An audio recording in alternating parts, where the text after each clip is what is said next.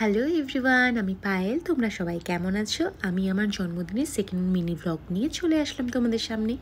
এই শাড়িটা আমাকে মামনি আর বাবা মিলে দুজনেই আমাকে গিফট করেছিল, জন্মদিনের গিফট। আগের ব্লগে রাত 12টায় কেক কাটার ভিডিওটা তোমাদের সামনে দেখিয়েছিলাম, আর এটা হলো ওই দিনেরই দুপুরবেলা আমার মেনু, জন্মদিন স্পেশাল মেনু। পুরোটাই বানিয়েছিল মামনি। প্রত্যেকটা জিনিস সত্যি খুব সুন্দর খেতে হয়েছিল, আর মামনি একা হাতে সব কিছু বানিয়েছিল। আর মামনির হাতের পায়েস আমার ভীষণ খেতে ভালো লাগে। যতবারই বানায় ততবারই আমি পুরোটা শেষ করে দিই।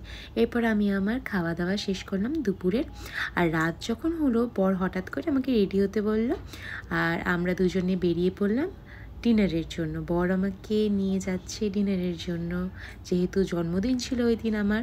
তো আমি দিদির দেওয়া ওই ড্রেসটাই পরে নিয়েছিলাম, কারণ ওই ড্রেসটা আমার ভীষণ পছন্দ হয়েছিল। আর থ্যাংক ইউ দিদি এত সুন্দর একটা ড্রেস দেওয়ার জন্য। তো আমরা যাচ্ছি রেস্টুরেন্টে ঢোকার আগে আমরা দুজনে একটু ভিডিও বানিয়ে নিলাম, আমার আর হাজব্যান্ডের। তো আমাকে কেমন লাগছিল আর আমাদের দুজনকে কেমন লাগছে সবাই জানিও। তো আমরা শেষমেশ রেস্টুরেন্টে বসলাম। ও মেনু কার্ডটা দেখছে, অর্ডার করবে খাবার, আর আমি চারিদিকটা একটু দেখিয়ে নিলাম। এরপর আমাদের খাবার চলে এসছে, আর ওয়েটার আমাদের প্লেটে খাবার সার্ভ করছে। ফার্স্টে স্টার্টার নিয়েছিলাম, আর তারপর তো মেন কোর্স খাচ্ছিলাম।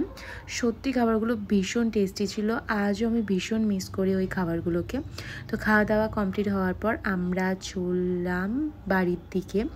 আর যেহেতু আমার জন্মদিন 24 ডিসেম্বর, তারপরের দিনই 25 ডিসেম্বর, তাই রাস্তাঘাটে এত লাইটিং।